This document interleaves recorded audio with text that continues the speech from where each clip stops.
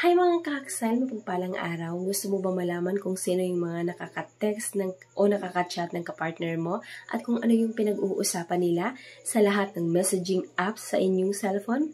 Halimbawa sa Messenger, sa SMS, sa Instagram, sa Twitter, or sa kahit anong messaging app. Pwede po ninyong malaman kung ano yung pinag-uusapan nila at kung sino yung ka-chat niya. Kung hindi mo pa alam at interesado ka, panoorin mo yung video. Ayan, una po natin gagawin, pumunta tayo sa Play Store at i-search natin ang Notisave. Tapos, enter lang natin. Ayan, kung mapapansin ninyo, marami na po ang nag-download ng application na to. Meron na pong 10 million downloads. Tapos, kailangan po yung logo ng kanilang application ay itong parang bell. Makikita nyo dito sa gilid. Kung tapos na po kayo install, i-open lang yung application. Ayan, pagka-open ng application, antay lang po tayo. I-allow lang po natin. Tapos, pindutin lang yung next. Tapos, next ulit. Tapos, allow. Ayan, tapos next.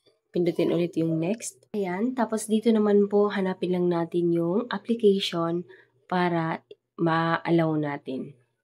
Hanapin natin yung Notisave. Ayan. Dahil naka-denied siya, kailangan natin pindutin ang Allow Notification Access, tapos Allow. Ayan, tapos back na po tayo. Kung okay na, back lang tayo. Pindutin ang back. Tapos back ulit. Ayan, tapos allow lang po natin. Antayin lang po natin na mag-loading yung application. Tapos, pindutin ulit yung next. Tapos, dito po, kailangan po naka-off yung block notification. Ayan, kailangan po naka-off lang. Wag natin i-allow yung all apps. Huwag tayo dito mag-select. Tapos, ayan, dito natin makikita yung mga messages na sinend sa partner natin. Kahit binura, makikita pa rin natin dito. Ayan, tapos dito po pumunta tayo sa settings. Tapos, kailangan po yung access notification naka-on yan. Tapos, lock screen widget. Kailangan naka-on yan. Ayan, close muna natin yung application. Tapos, hanapin natin yung Notisave. Tapos, long press lang po natin. Ayan. Tapos, pindutin yung app info. Tapos, dito po, manage notification. Yung allow notification, i-off po natin para hindi ma-notify yung partner natin at hindi na malaman na nag-install tayo ng application sa cellphone niya. Ayan, dito mapapansin niyo na dalawa yung application ko. Yung isa ay yung official account ko. Yung pangalawa naman yung ginagamit ko sa tutorial. Ayan, i-open natin yung official account ko tapos i-chat natin yung second account ko. Ayan, search ko lang. Mars Hope. Tapos, i-chat natin. Kita tayo. Tapos, send natin. Tapos, tignan natin doon sa second account ko na ginagamit ko for tutorial. Ayan, nasend na po natin yung message. Tapos, punta tayo sa pangalawa kong account.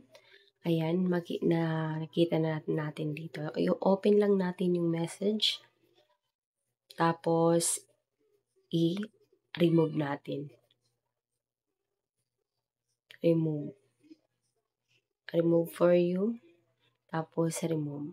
Ayan, na-remove na po. Ngayon, punta tayo sa Notisave kung talagang kahit nabura na yung message ay nandun pa rin nakasave sa application. Search lang natin Notisave. Ayan. Tapos, punta tayo dito sa messages. Ayan, nandito na po yung kita tayo. Kahit po binura na yung message, nandito pa rin po. Ibig sabihin po, legit na legit po yung application na to. Ang kagandahan dito dahil kahit po sa group chat ay nakikita din yung unsent o binurang message. Ayun, kung nakatulong yung video ito, pa-follow naman. Thank you, God bless.